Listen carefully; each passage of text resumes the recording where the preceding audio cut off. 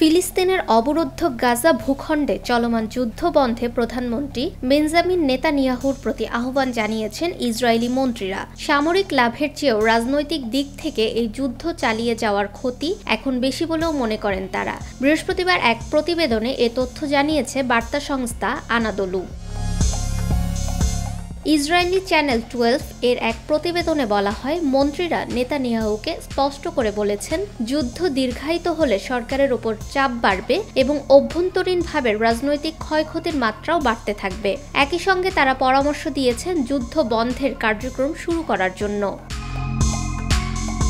এই বক্তব্যের পেছনে একটি গুরুত্বপূর্ণ প্রেক্ষাপটও উঠে এসেছে প্রতিবেদনে। জানা গেছে, এই মন্তব্যের আগে নেতানিয়াহুর সঙ্গে যুক্তরাষ্ট্রের প্রেসিডেন্ট ডোনাল্ড ট্রাম্পের ফোনে কথা হয়। সেখানে ট্রাম্পও যুদ্ধ থামানোর আহ্বান জানান।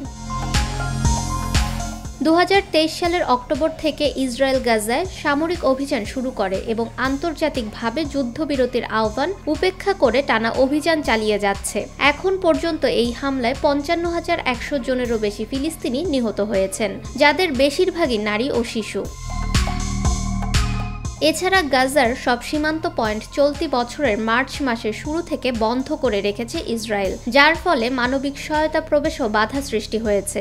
বিভিন্ন ত্রাণ সংস্থা জানিয়েছে, গাজার 24 লাখ মানুষ অনাহারের মুখে পড়েছেন। পরিস্থিতি দ্রুতই দুর্ভিক্ষে পরিণত হতে পারে। অবরুদ্ধ এই ভূখণ্ডে আগ্রাসনের জন্য আন্তর্জাতিক বিচার আদালতে গণহত্যার মামলার মুখোমুখিও হয়েছে ইসরায়েল। ফাহমিদা বিনতে আনোয়ার, নিরপেক্ষ নিউজ ডেস্ক।